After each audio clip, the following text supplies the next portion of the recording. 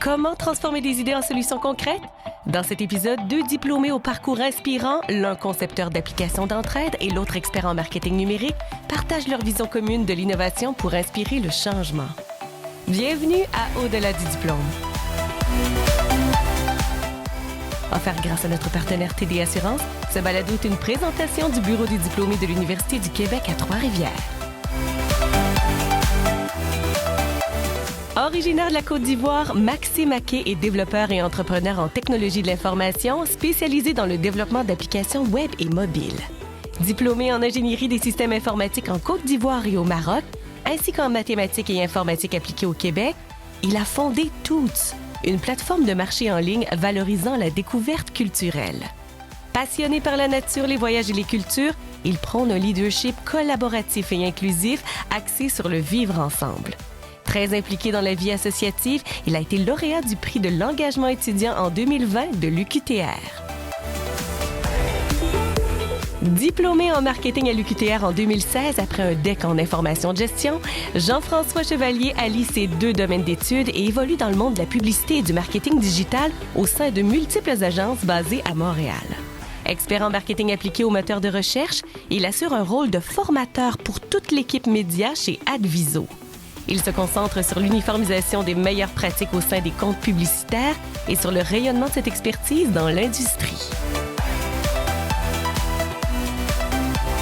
Plongeons dans l'univers de ce duo créatif, deux diplômés au parcours unique, prêts à partager leurs perspectives inspirantes sur l'innovation numérique et l'impact de la collaboration entre technologie et stratégie marketing, en direct de la salle e-sport de l'UQTR.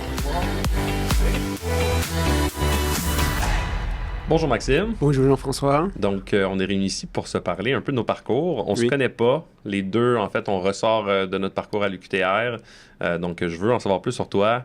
Qui es-tu? Et en fait, depuis ton passage à l'université, qu'est-ce que tu as fait par la suite? OK. D'abord, je voulais dire merci à l'UQTR et à l'équipe du Balado pour l'invitation. Et merci aussi à toi, Jean-François. C'est un plaisir pour moi d'échanger avec toi et de profiter de cet instant de balado pour mieux te connaître aussi. Alors, moi, mon parcours, il a commencé dans un petit village en Afrique, plus précisément en Côte d'Ivoire, mon pays d'origine. Fait que pour les amoureux du chocolat, la Côte d'Ivoire, c'est le premier pays producteur et exportateur de fèves de cacao au monde. Donc, il y a de cela environ 30 ans en arrière, la technologie n'était pas tant que ça répandue dans le pays, particulièrement dans les villages, là, à l'intérieur du pays. Et à l'époque, avoir un ordinateur dans un village, c'était quelque chose de très rare, là. Et on ne parlait pas aussi de téléphone intelligent, tout ça à l'époque, parce que c'était encore de la science-fiction à la limite, là. Et bien, c'est comme ça qu'un jour, avec mon ami d'enfance, on s'est rendu dans l'espèce de bureau administratif du village, là, qui faisait office de mairie. Et là, son oncle y travaillait. Fait que c'est dans ce bureau-là que j'ai fait la découverte qui a bouleversé ma vie, là. J'ai vu, j'ai touché, j'ai utilisé pour la toute première fois de ma vie un ordinateur. Puis on remonte à il y a 30 ans? 30 ans en arrière, wow. Dans un village. Fait que l'oncle en question nous a comme permis de jouer à un jeu sur l'ordinateur. Il a mis une espèce de jeu, je pense que c'était Mario dans le temps. Et il nous a montré qu'est-ce qu'il fallait comme appuyer, etc. Puis ce fut un moment magique pour moi. J'étais rempli de curiosité et d'émerveillement. Fait que c'est comme ça que je suis tombé en amour avec la technologie. Et je n'avais que 6 ans. Et toi, Jean-François, la découverte de l'ordinateur, la technologie, ça te dit quelque chose? Définitivement que je suis peut-être un peu plus exposé à tout ça. J'ai eu un ordinateur chez moi, en fait, lorsque j'avais 12 ans. Wow. Donc, j'ai été un peu plus exposé à ça. Toi, à quel moment dans ta vie est-ce que tu es arrivé ici au Québec? Mais je suis arrivé il y a de cela 6 ans maintenant. Je suis au Québec. Fait que, pour continuer mon histoire, quelques années ont passé et après cette découverte de l'ordinateur en étant enfant, on a déménagé dans la capitale économique, Abidjan, c'est la capitale économique de la Côte d'Ivoire. Fait que là, j'ai connu ce qu'on appelait à l'époque les cybercafés. Et je ne sais pas si ça existait ici, mais le genre d'espace de travail où est-ce que tu viens, tu as accès à un ordinateur bureau, avec, je pense, un temps, tu es alloué, tu payes pour un temps, etc.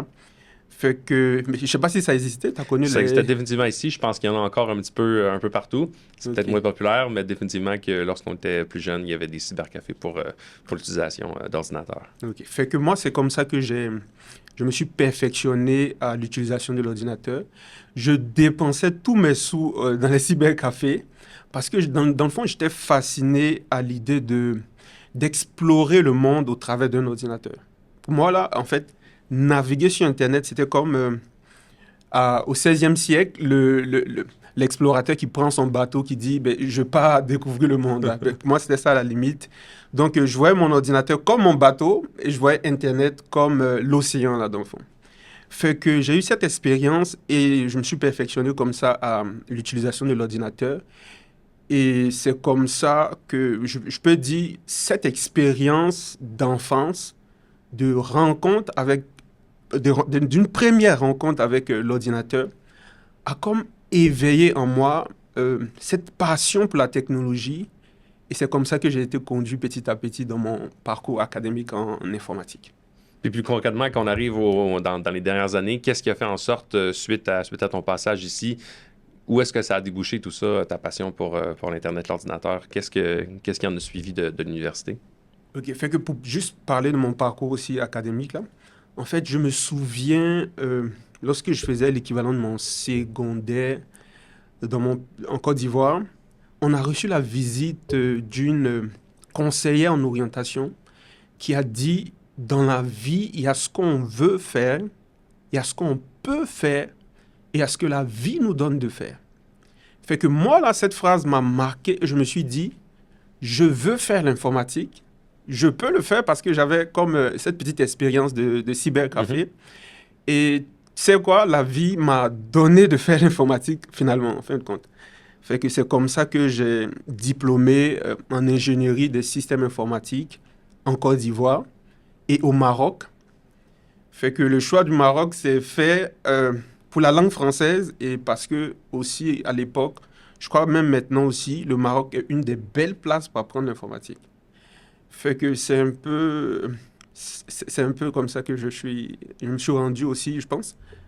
Après le Maroc, c'est là que je suis venu ici pour terminer mon parcours académique avec une maîtrise. J'ai obtenu ici une maîtrise en mathématiques et informatique appliquée. Et je continue d'apprendre. Là, je me suis inscrit cet été à un certificat en anglais.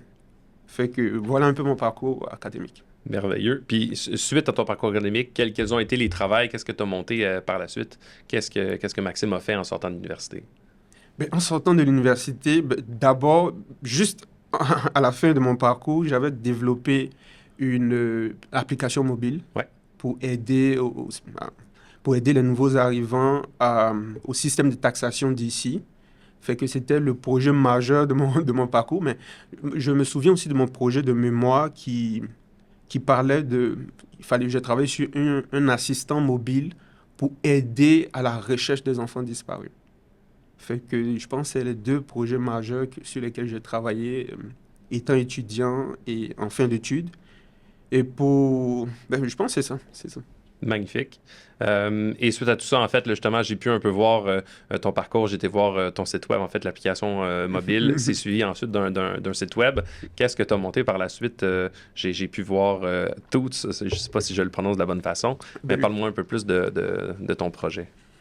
Ben, mon projet, avant de parler de mon projet, je voulais aussi parler peut-être de qui je suis professionnellement parlant. Oui.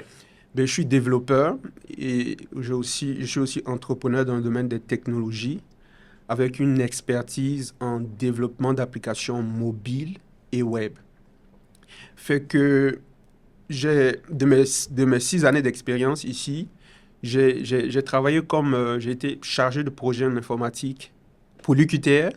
J'ai travaillé sur le projet de l'application mobile étudiante, là. Je fais comme une étude de faisabilité pour le projet. Et après ça, j'ai travaillé aussi dans différents domaines avec des clients dans le domaine de l'hôtellerie, dans le domaine médical, juridique aussi financier.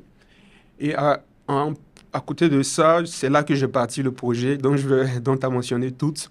En fait, j'ai créé un espace numérique de découverte pour aider à la valorisation des produits d'art et du terroir du Québec.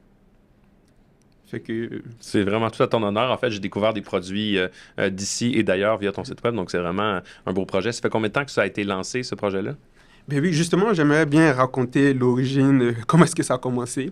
En fait, lorsque je suis arrivé ici, je recherchais une plateforme où est-ce que je pouvais acheter des produits qui correspondaient à ma culture, généralement des produits agroalimentaires, mais aussi découvrir des produits d'ici en même temps.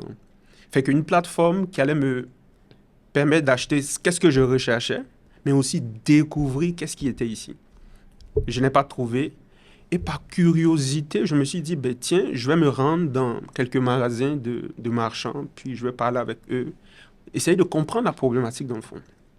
Fait que c'est comme ça que je me suis rendu dans certains magasins d'épicerie spécialisés. J'ai parlé à des marchands, même dans des marchés publics. Ici, on a le marché Godefroy qui est pas loin d'ici. Mm-hmm. J'ai fait aussi des marchés de Noël, où est-ce que j'ai parlé à quelques marchands.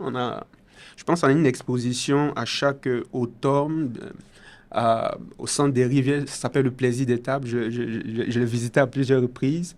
Et c'est comme ça qu'en parlant aux marchands, j'ai compris, dans le fond, leur peine, là, comme on dit, leur douleur. Et en bout de ligne, je me suis dit, il y a un besoin, il y a quelque chose qu'il faut faire.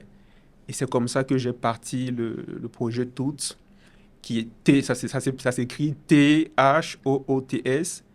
Et c'est la première plateforme de marchand en ligne multivendeur et transactionnel de produits d'art et du terroir et axé sur la découverte culturelle.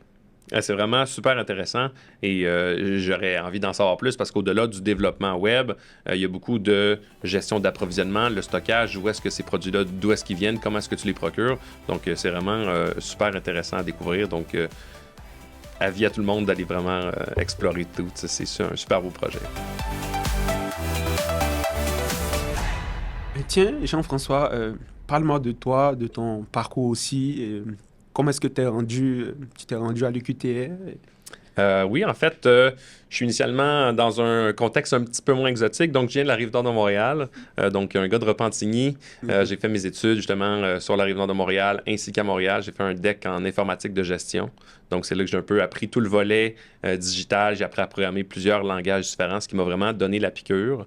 De mon côté, j'ai mon père qui a évolué beaucoup dans le domaine pharmaceutique et de développement de logiciels. Donc, j'avais déjà une petite envie de devenir programmeur, développeur. C'était quelque chose qui m'intéressait beaucoup. Suite à mes études collégiales, j'ai trouvé un stage, j'ai travaillé un petit peu dans ce domaine-là et j'étais trop sociable pour ne faire seulement que la programmation. Donc, j'essaie de trouver une corde de plus à ajouter à mon arc, ce qui m'a amené à l'université, donc en marketing. Je me disais, le côté programmation, le côté marketing pourraient vraiment bien s'agencer ensemble. Et à la recherche d'université, décidément, venant de Repentigny, l'UQTR était un bon choix pour moi. Donc, j'ai à moitié fait le chemin en voiture, à moitié trouvé un appartement ici. Donc, je me suis un peu installé dans le coin. J'ai fait mes études ici. Et en fait, c'est là que j'ai vraiment découvert tout le marketing, ce qui m'a vraiment donné un état d'esprit. Donc, au final, il y a beaucoup de théories qu'on apprend à l'université, mais c'est du concret pour comment l'appliquer par la suite. Donc, comment est-ce qu'on devrait analyser un problème, comment est-ce qu'on devrait approcher une problématique. Et ça m'a vraiment donné beaucoup de contenu pour, après ça, me trouver un emploi dans le domaine. Fait que, rendu là, comment est-ce que t'as embarqué dans le domaine professionnel après ta formation? Est-ce que tu peux juste... Oui, définitivement. Donc, j'ai par la suite essayé de trouver un emploi. Donc, tout ce qui était programmation, tout ce qui était marketing, j'essaie de trouver des ponts qui pouvaient se faire entre tout ça. Donc, de mon côté, j'ai fait quelques petites formations sur le web avec via la plateforme Google. Il y a plusieurs formations en marketing digital, donc la publicité en ligne, publicité sur le moteur de recherche. Donc, j'ai fait mes certifications, puis j'ai finalement trouvé un stage dans une agence à Montréal qui m'a permis, en fait, de vraiment entamer ce travail-là. Comme j'expliquais un petit peu, c'est à chaque jour, j'apprenais de nouvelles choses parce que c'est vraiment très, très concret, publicité sur les moteurs de recherche, ce qui est complètement différent des connaissances que j'avais acquises ici, mais les deux venaient vraiment bien s'imbriquer. Donc, au final, mon travail était vraiment de gérer des budgets et en fait de la publicité en ligne pour plusieurs clients. Donc, au sein de mon agence qui avait un portfolio de clients très large, on s'assurait de faire la publicité pour ces clients-là avec un budget qui était déjà prédéfini avec des objectifs. Donc, au final, de ton côté, tu as monté un site web pour justement la vente de produits d'art et du terroir. Oui. Mais au final, moi, j'aurais pu prendre le budget d'un client comme ça, puis finir par en faire la publicité, puis s'assurer que les gens, lorsqu'ils recherchent des produits spécifiques, certaines publicités vont prendre le dessus. Donc, j'ai fini par apprendre vraiment beaucoup de ce côté-là. J'ai travaillé quelques années en agence. Évidemment, j'ai beaucoup aimé ça. J'ai beaucoup appris, mais c'est quand même un rythme très effréné. Donc, en agence, il y a beaucoup de clients sur lesquels tu travailles. Donc, je travaillais sur une quinzaine de clients à la fois. C'est beaucoup de travail, beaucoup de pression, mais j'ai appris énormément. Et j'ai fini par la suite à bifurquer du côté client. Donc, plutôt que de travailler pour une agence avec un portfolio, je me suis vraiment établi chez un client. Donc, j'ai travaillé pour Air Transat. Donc, j'ai vraiment beaucoup aidé leur campagne, encore une fois, sur les moteurs de recherche. Et je me suis expertisé, en fait, dans tout ce qui est moteur de recherche, donc marketing search. Donc, j'ai travaillé pendant près de 4 ans chez Air Transat. Évidemment, la pandémie a été un bel impact sur tout ce qui est marketing pour une ligne aérienne. Donc, ça a été ups and downs, mais ça a été quand même un super beau projet. Mais tiens, parlant de marketing search, ça me fait penser, pour monsieur, madame, tout le monde qui écoute, c'est quoi le marketing search? Donc, au final, lorsque je recherche, on va faire une recherche sur Google, j'ai besoin d'avoir des bots de randonnée. Donc, je cherche bots de randonnée et au final, Google, lui, scanne 100% des sites web en une fraction de seconde et il va trouver quels sont les sites qui sont les plus bien répertoriés. Donc, plutôt que de cibler des sites qui sont naturellement visés par Google, en fait, il y a des marques qui peuvent payer pour apparaître tout en haut. Donc, lorsqu'on fait une recherche puis il y a une annonce qui apparaît tout en haut, c'est tout un système de bourses et d'enchères sur lesquelles on peut se décider de miser de l'argent sur certains mots-clés. Donc, moi, je travaille sur toute la structure qu'il y a derrière. Quel mot-clé est-ce que je veux apparaître pour tel produit? Donc, c'est un monde complètement différent de ce qu'on connaît actuellement, mais reste qu'il y a plein de petites facettes très technologiques et très précises qu'il va falloir peaufiner au travers du temps. Donc, c'est vraiment la gestion de ces enchères-là sur les mots-clés, puis évoluer vers la meilleure performance pour les clients. Donc, c'est un peu ce volet-là que j'ai touché. Et suite à, justement, Transat qui a pris fin après quelques années avec la pandémie, j'ai quitté cet emploi-là. Je suis retourné, en fait, en agence. Et maintenant, j'ai un poste de chef de pratique. Donc, pour tout ce qui est de l'expertise que j'ai accumulée, en fait, j'aide les employés à mon agence, donc chez Adviso. Je les aide à justement s'aligner avec les meilleures pratiques du milieu. Je fais la formation, essayer de vulgariser un peu tout ça pour les nouveaux employés et m'assurer aussi un rayonnement pour essayer de faire connaître un peu plus cette pratique-là à monsieur, madame, tout le monde. OK. Fait que, rendu là, est-ce que tu as aussi eu des implications, que ce soit dans le domaine professionnel, dans le domaine de la vie étudiante, que tu aimerais en parler? J'ai pas beaucoup retouché à ce volet-là. En fait, de mon côté, il y a eu certains concours. Il y avait le concours, le GOMAC, qui était au travers des universités, en fait, partout dans le monde, qui est un concours, justement, de monter un compte publicitaire. Et en fait, via mon emploi, j'étais un coach. Donc, une fois par session, il y avait des étudiants qu'on rencontrait pour les aider à pousser plus loin leurs connaissances. Donc, en fait, c'était vraiment beaucoup des cours. C'est du mentorat? Exactement. Donc, c'était au niveau de la maîtrise en marketing. Donc, les gens il y avait un cours vraiment de marketing digital. Donc, ils devaient gérer un compte Google Ads. Et comme c'est très embryonnaire, donc le compte vient tout juste de commencer. Et comment est-ce qu'on peut les aider à pousser un peu plus loin? Donc, je les aidais à comprendre un peu les concepts et à voir comment est-ce qu'ils pouvaient améliorer la structure de leur compte pour les aider un peu plus. Donc, décidément que je me suis un peu impliqué avec les étudiants, mais sinon, j'ai pas. C'est la première fois que je remets les pieds à l'UQTR, donc très content d'être ici pour partager ce moment-là avec toi. Ben, très intéressant ce que tu viens d'expliquer là, concernant ton parcours, ta vie professionnelle et puis tes implications aussi. Là, je vois que tu as fait du mentorat, c'est quelque chose de très intéressant. Moi, ça me parle à chaque fois quand j'entends mentorat, là. Mais dans une agence marketing, tu as parlé un peu de ce que tu faisais, mais c'est quoi les autres facettes, les autres départements? Donc, en fait, chaque agence va avoir un peu sa spécialisation. Donc, chez Adviso, là où je travaille en ce moment, il y a énormément de départements. Donc, évidemment, il y a le département médias. Donc, j'ai vraiment une expertise dans tout ce qui est search, donc les moteurs de recherche. Mais évidemment, tout ce qui est réseaux sociaux, donc les annonces via les méta de ce monde, donc Facebook, Instagram, même en fait LinkedIn. Il y a plein de réseaux sociaux qui peuvent être utilisés pour des fins publicitaires. Donc, évidemment, le volet média est quelque chose d'assez important pour essayer de donner de la visibilité à ces clients-là et leur site web ou leurs produits. Mais il y a énormément d'autres départements, d'autres équipes qui peuvent aussi soutenir cette pratique-là.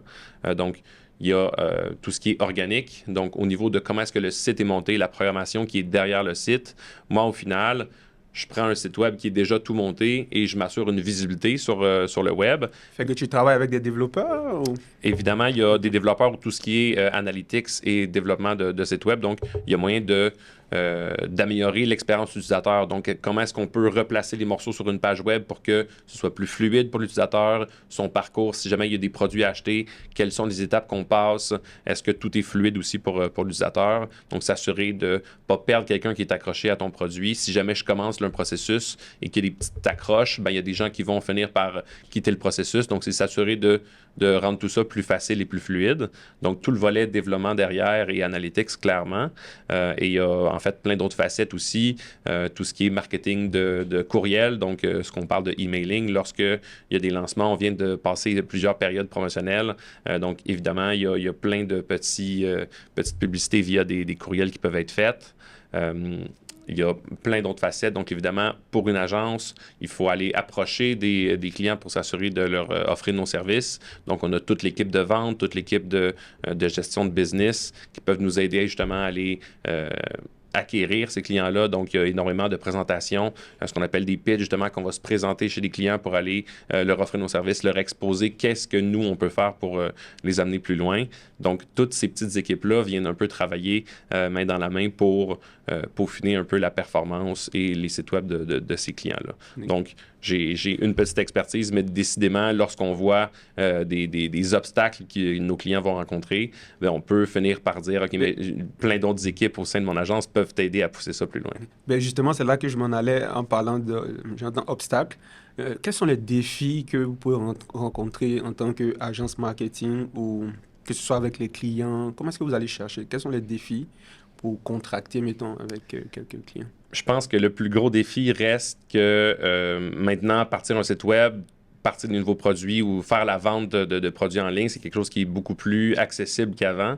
Donc, dans ce domaine-là, il y a énormément de compétition. Donc, l'idée, c'est de comment est-ce qu'on peut se positionner, en fait, se trouver son épingle dans le jeu. Donc, l'idée, c'est d'essayer de trouver un moyen de donner une offre qui est plus valable que les autres. Quels sont les facteurs qui rendent votre entreprise unique? Est-ce que c'est au niveau du service? Est-ce que c'est au niveau du prix? Est-ce que c'est au niveau de l'accessibilité, de la livraison? Évidemment, dans le monde d'aujourd'hui, avec un Amazon qui vous offre des produits livrés le lendemain, c'est difficile de faire compétition là-dessus. Donc, on veut plus mettre l'emphase sur faire la promotion des produits d'ici. Donc, c'est un peu exactement le même message que tu vas transmettre avec Toots. L'idée, c'est de donner une visibilité à des produits et des entreprises d'ici plutôt que d'essayer de promouvoir les gros oligopoles dans le monde. On pourrait discuter pendant des heures des nouvelles technologies et du marketing numérique, mais prenons une courte pause pour écouter une capsule de notre partenaire TD Assurance qui nous explique comment choisir un produit d'assurance. Et au retour, nos deux invités échangeront sur la complémentarité entre leurs deux professions.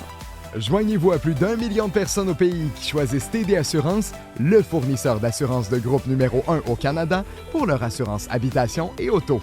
TD Assurance vous offre une assurance qui pourrait correspondre à vos besoins et une vaste gamme de produits tels que l'assurance auto, l'assurance propriétaire, l'assurance moto, VTT et motoneige ou encore l'assurance locataire ou habitation. De plus, les diplômés, les étudiants ainsi que les employés de l'UQTR ont accès à des tarifs préférentiels, à des rabais et à des économies via le programme TD Assurance Meloche Monex. Pour choisir un produit d'assurance répondant à vos besoins ou pour obtenir une soumission auprès de TD Assurance, composez le 1-866-293-9730 ou visitez le tdassurance.com/UQTR dès aujourd'hui. De retour au balado Au-delà du diplôme avec Maxime Maquet et Jean-François Chevalier qui poursuivent leur discussion sur le marketing numérique et comment optimiser la visibilité d'une plateforme. Alors, Jean-François, moi, j'ai constaté que nous avons deux points communs. Alors, le premier, c'est qu'on travaille tous deux avec différents clients et différents mandats. Et le deuxième point commun, qui est le principal, c'est la technologie. Fait que sur ce point-là, je pense qu'on va beaucoup jaser. Fait que parlant de marketing digital, je sais que c'est ton domaine. Moi, j'ai créé une plateforme de marché en ligne, puis marketing digital, plateforme de marché en ligne. Ben, le pont, il est là. On a tous besoin. Exact. En tant qu'une plateforme de marché en ligne, on a besoin de référencement, on a besoin de publicité digitale, etc. Fait que, comment est-ce que le marketing digital peut propulser une plateforme de e-commerce, par exemple? En fait, l'idée, c'est de trouver quel est ton terrain de jeu, quels sont les obstacles, quels sont les challenges que ton entreprise fait face. Donc, au final, si j'avais à aborder un nouveau client, ben on va poser une infinité de questions pour tout connaître de ton entreprise. Un diagnostic, dans le fond. Voilà, donc au final, il nous faut un brief média. Donc, au final, si tu avais de l'argent à mettre pour investir sur le rayonnement de ton entreprise, qu'est-ce que tu voudrais faire? Qu'est-ce que tu voudrais avoir de plus? Est-ce que tu veux t'assurer de pousser plus de ventes en ligne? Est-ce que ton but, c'est de donner de la visibilité à ton site web puis d'amener des gens qui vont visiter Toots et que le reste se fasse naturellement? Donc, au final, en ce moment, quelles sont les limitations auxquelles tu fais face pour ton entreprise? Mais les premières limitations, je pense, c'est aller chercher de la visibilité. Je pense que c'est le point majeur parce que la compétition existe. On a plusieurs plateformes de marché en ligne qui existent. Puis, nous, on vient avec un modèle assez particulier, mais comment gagner de la visibilité au milieu de la concurrence? C'est vraiment ça le défi principal. Mais je pense que c'est là que toi, tu interviens, fait que je te laisse Définitivement. En fait, de ce côté-là, quelque chose qui s'applique autant sur la théorie de ce qu'on apprend à l'université, de plus concret, qu'on arrive vraiment dans le développement de ces sites web-là. Il y a définitivement un entonnoir pour l'utilisateur et l'idée, c'est qu'il faut générer de la visibilité, générer de la demande. Donc, au final, si j'essaie seulement d'attraper les gens qui vont rechercher certains mots-clés sur des moteurs de recherche, bien, je finis par avoir une certaine limitation de gens qui vont vraiment être activement en recherche. Donc, l'idée, c'est de donner un peu plus de visibilité. Donc, est-ce que sur ton site web, il y a de l'information, le volet historique derrière tout, quels sont les marchands, est-ce que tu donnes une certaine visibilité à ces gens-là? Donc, il y a moyen de faire des campagnes sur d'autres environnements. C'est là que les réseaux sociaux entrent en ligne de compte. Est-ce qu'il y a certaines bannières qu'on pourrait créer des images un peu plus qui pourraient capter l'attention et dire « Venez découvrir des marchands d'ici » et là, on amène les gens sur ton site pour venir s'informer sur qu'est-ce que tu offres réellement, qui sont les marchandiseurs, un peu leur histoire derrière, d'où viennent les produits, qu'est-ce que vous essayez de partager. Donc, au final, il faut aller rechercher les motifs chez les gens et essayer de générer une visibilité puis un intérêt de leur part. Puis une fois que cet intérêt-là est fait, en fait, c'est là qu'on vient capturer la demande. Donc, l'idée, c'est qu'on ne commence pas tout de suite un projet en disant « je veux des gens qui viennent acheter ». On veut commencer à donner de la visibilité et une fois qu'on va toucher beaucoup de gens, c'est là que c'est dans cette sélection de personnes-là, il va y avoir certains gens qui vont être plus engagés et par la suite, tout se fait un peu plus naturellement. Donc, l'idée, c'est d'aller créer cette vague-là de visibilité, aller toucher beaucoup de personnes d'un coup et voir qui finit par s'engager. Mais est-ce que ça existe, mettons, des premiers steps, mettons, pour avoir de la visibilité? Je donne un exemple simple. On part un projet numérique, on recherche de la visibilité. Est-ce qu'il y a des premiers pas pour vraiment avoir de la visibilité? Je sais que tu as parlé de tout un diagnostic, tout, mais si on veut juste avoir de la visibilité pour commencer, quels sont, mettons, les premiers steps les premiers pas à poser? La première chose qu'on dit souvent, c'est que au final, si un site web est très basique, donc au final, s'il manque de contenu sur le site, on amène des gens, ils vont finir par faire le tour et finir par les magasiner ailleurs. Le contenu, premièrement. Donc, la première chose, c'est vraiment le contenu. Au final, on peut mettre énormément d'argent pour amener plein de gens sur le site, mais si les gens arrivent sur le site et qu'il n'y a pas de contenu, au final, il faut les accrocher une fois qu'ils sont arrivés. Donc, que ce soit sur la page d'accueil, de mettre plein d'informations sur quelles sont les différentes facettes de ton entreprise, avoir des articles de blog ou des petites interviews où aujourd'hui, on rencontre tel marchandiseur qui vend tel produit, d'où est-ce qu'il vient, lui. Raconter des histoires. Voilà, on a commencé à parler de toi qui vient de la Côte d'Ivoire, qui est allé au Maroc, ben, c'est ce volet-là qui fait que maintenant, je suis un peu plus accroché puis je veux en savoir plus sur toi. Ben, c'est ça le but, c'est d'aller générer cette visibilité-là puis d'accrocher les gens. Et une fois qu'on a une histoire à raconter, c'est là qu'on vient mettre un investissement derrière pour ramener les gens à lire cette histoire-là. Mais au final, ça nous prend une histoire. OK. Puis, lorsque tu me parles de contenu, moi, ça me fait penser automatiquement à la pertinence du contenu.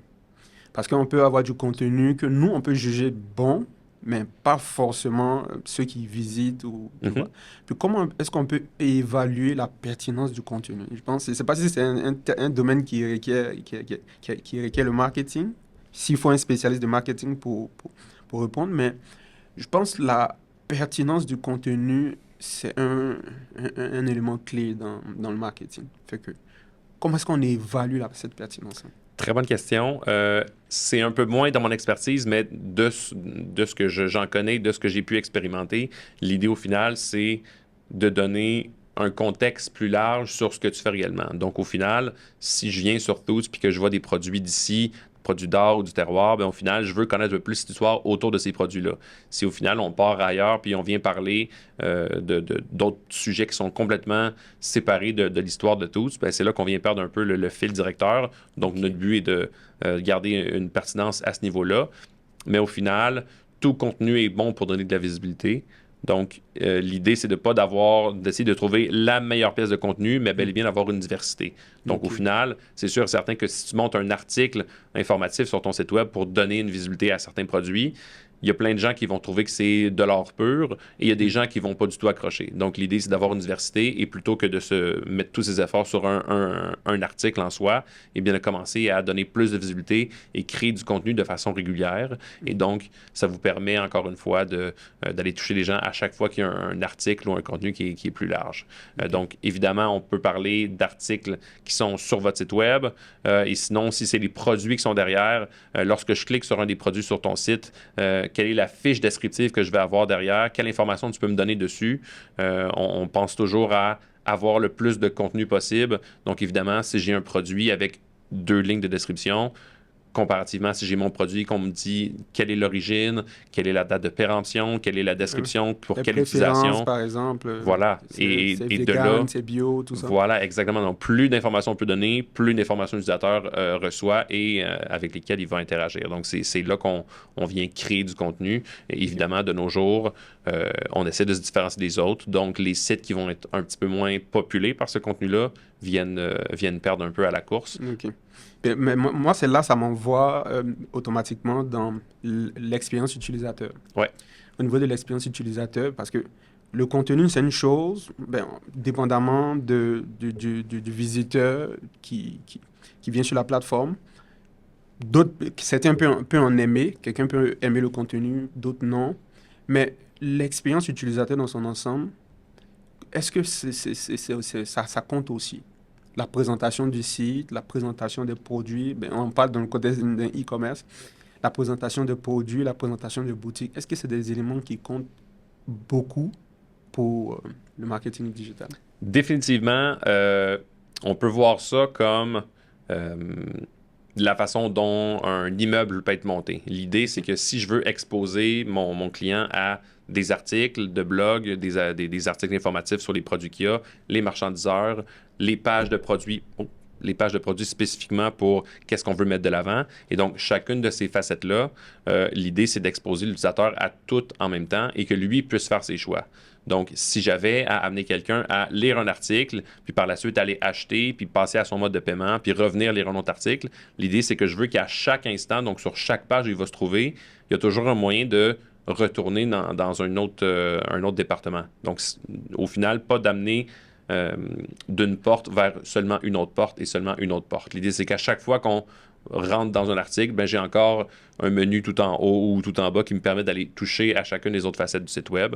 Donc, toujours donner le plus de liberté possible à l'utilisateur et réduire le nombre de clics qu'il va finir par faire pour atteindre ce qu'il veut faire. Donc, au final, si je viens sur ton site et que pour acheter un produit, j'ai besoin de faire 25 clics plutôt que si j'ai besoin d'en faire 6, définitivement que j'ai une meilleure expérience si j'ai à en faire 6. Est-ce que les informations sont cachées? Est-ce que j'ai de la misère à trouver mon panier? Donc, le volet expérience utilisateur vient jouer pour beaucoup. Parce qu'au final, si j'ai une bonne expérience utilisateur et qu'au final, j'ai besoin d'un produit encore une fois, ben, je vais revenir sur ce site-là parce que j'ai aimé mon expérience la dernière fois. Avec le marketing digital, je le sais qu'on a parlé de la pertinence du contenu, dépendamment du visiteur. On a parlé de l'expérience utilisateur aussi, mettons 6 clics au lieu de 20 clics. Donc, aligner les deux, comment est-ce qu'on peut... Moi, j'ai cette question-là. Aller chercher le client, aller provoquer le client à shifter sa manière de peut-être de voir ou l'attirer vers quelque chose. Comment on le fait? Parce que nous, on parle du concept de découverte culturelle. Puis la découverte culturelle, je ne sais pas si c'est un concept qui est très répandu encore, mais comment aller chercher le monde pour exposer mettons, les bons côtés de la découverte culturelle, l'aspect voyage, l'aspect découverte. Comment... Ben, en fait, c'est là que je t'invite beaucoup à découvrir tout ce qui est du marketing digital parce qu'une fois qu'on a le contenu puis qu'on veut aller l'exposer aux gens, ben, c'est là que je viens mettre un cachet derrière pour aller donner de la visibilité. Donc, aller via d'autres plateformes, via des réseaux sociaux, via Google, via les autres moteurs de recherche pour aller me positionner et proposer aux gens cette avenue-là. Donc, l'un vient définitivement avec l'autre pour aller donner plus de visibilité là-dessus. Ben, c'est vraiment intéressant et c'est fou de voir où on en est rendu et que les deux, on est partis en fait de nos études à l'UQTR. Si on se ramène un peu à ce qui nous a amené ici aujourd'hui, quand on parle de l'UQTR maintenant et que tu en parles à tes proches, qu'est-ce qui te vient en tête? Quels sont tes souvenirs qui sont rattachés à l'UQTR? Mais moi, je crois que mon expérience à l'UQTR était des plus merveilleuses. D'abord, ma maîtrise en mathématiques et informatique appliquée m'a offert comme une excellente base, une solide base théorie et pratique qui est aujourd'hui très essentielle dans ma vie professionnelle et aussi mon implication. J'ai été impliqué au sein de l'université, de la vie associative et ça a développé mon leadership et ma capacité à m'adapter, dans le fond. Et enfin, moi, je considère, pour moi, l'UQTR n'a pas été juste un lieu d'apprentissage académique, ça a été pour moi un tremplin dans ma vie professionnelle, Fait que je suis très, très reconnaissant pour ça. Écoute, je résonne beaucoup avec ce que tu dis. J'ai eu des différentes facettes de mes études qui ont été faites avant de venir à l'université et au final, ma vie ici a été quand même bien différente. Une vie étudiante beaucoup plus soudée vu que j'étais un peu plus loin de chez moi. J'avais un appartement ici, donc la vie étudiante était vraiment très, très...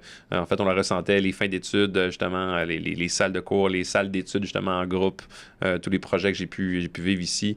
Ça a été quand même...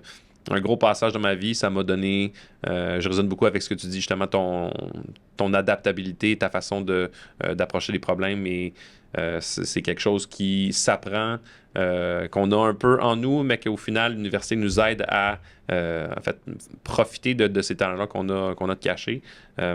Clairement que je remercie beaucoup l'UQTR pour tout ce que j'ai pu apprendre. OK. Fait que déjà, ça me fait penser l'histoire de t'es sur le campus et t'habites ailleurs, etc.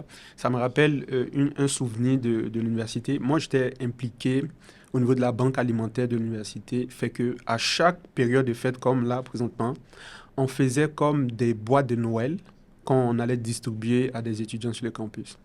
Fait que l'expérience était, on te donne une coupe de boîtes, là, et tu pars avec différentes adresses et tu livres aux étudiants. Puis j'ai rencontré dans ma job de livreur, là, j'ai rencontré un étudiant qui était une personne assez âgée et qui m'a dit qu'il venait, et c'était un immigrant, c'est un étudiant immigrant, et il m'a dit qu'il était loin de sa famille. C'était un homme qui avait une femme et des enfants. Il était venu ici pour faire un doctorat. Il m'a raconté son histoire. Et il m'a dit, lui, dans sa culture, il ne fête pas Noël. Mais le fait de recevoir la boîte de Noël, dans le contexte où il se sent seul, loin de sa famille, ça lui a apporté beaucoup de chaleur. Puis moi, ça m'a marqué aussi. Et je me suis dit, en fait, ce n'est pas juste des boîtes de Noël qu'on distribuait. On distribuait aussi de l'amour et de l'attention. Fait que c'est mon plus beau souvenir C'est vraiment magnifique. J'ai plein de bons souvenirs aussi de tout ce qu'on a pu faire en groupe, évidemment, les compétitions académiques, tout ce qui est les jeux du commerce, le happening marketing, beaucoup de préparation derrière, beaucoup d'efforts, beaucoup de gens qui se donnent corps et âme pour préparer du mieux qu'on peut justement les équipes universitaires, alors que c'est pas des travails rémunérés, c'est en fait du bénévolat et on donne vraiment de nos efforts pour aider tout le monde à avoir une meilleure expérience. Donc évidemment, je donne le message à tous ceux qui nous écoutent de s'impliquer puis d'essayer de découvrir tout ce qui vient avec le programme universitaire. Il y a plein de choses qui sont connexes, qui sont en fait à portée de main, mais il faut justement tendre la main pour aller expérimenter ça. Il y a clairement beaucoup de belles choses qui sont à découvrir à l'université. OK. Fait que moi, je pense, je vais terminer avec ça. Ma plus belle fierté de l'UQTR, c'est vraiment le prix de l'engagement que j'ai remporté. Fait que je l'ai rapporté. Je vais juste montrer aux téléspectateurs. C'est ma plus belle fierté de l'UQTR, fait que je partage avec tous les téléspectateurs, avec toi aussi. Donc, voilà. Ce prix-là t'a été donné par rapport à qu'est-ce que tu as fait exactement durant ces 2019-2020 que je vois? Qu'est-ce qui est arrivé durant cette année-là pour que tu reçoives le prix? OK. En fait, j'étais impliqué au niveau de la SAE comme mentor. Fait qu'ils ont un programme qu'ils appelaient programme de jumelage. Et à ce programme-là, on te jumelle avec différents étudiants. C'est comme l'espèce de mentor que tu accompagnes. Fait que cette expérience était elle était très belle parce que j'ai rencontré 2 étudiants qui venaient de la France, une étudiante qui venait du Vietnam, une du Togo et un dernier de la Côte d'Ivoire comme moi. Fait que moi, j'étais le mentor de ces étudiants-là et ça m'a permis aussi de me frotter un peu aussi à d'autres cultures. Et c'est ça ce que j'ai aimé. J'ai été aussi impliqué comme délégué syndical et vice-président de la communication à l'association des syndicales des travailleurs de l'université, des travailleurs étudiants. Après ça, j'ai été aussi impliqué dans plusieurs comités. J'ai été même le vice-président de l'association étudiante des étudiants étrangers. Et j'étais impliqué dans le comité comme le comité de la sous-commission des études, là où c'était vraiment un organe décisionnel de l'université. Fait que je pense que c'est toute cette implication qui m'a valu le prix de l'engagement dont j'en suis fier aujourd'hui. Ben écoute, c'est un honneur de pouvoir partager ce balado-là avec toi. Clairement que moi aussi. d'avoir pu écouter tout ce que tu as pu faire et d'où tu viens, en fait, c'est vraiment super beau. Et moi aussi, Jean-François, le plaisir est partagé. Ben, merci pour toutes ces discussions. Je pense qu'on pourrait en parler encore des heures et des heures, mais c'est vraiment très inspirant. OK. Merci à Maxime Haquet et Jean-François Chevalier, nos 2 invités diplômés de l'UQTR pour cet épisode. Et je tiens à remercier chaleureusement toutes les personnes qui ont contribué à la réalisation de ce balado, enregistré dans la salle e-sport du campus de l'UQTR. Et d'ailleurs, saviez-vous que notre université offre un programme en développement du sport électronique? Pour toute information, consultez notre site web au www.uqtr.ca. Pour proposer des sujets ou des invités pour nos prochains épisodes ou pour mettre à jour vos coordonnées de diplômés de l'UQTR, écrivez-nous à l'adresse diplôme@uqtr.ca. À très bientôt pour un prochain épisode d'Au-delà du diplôme.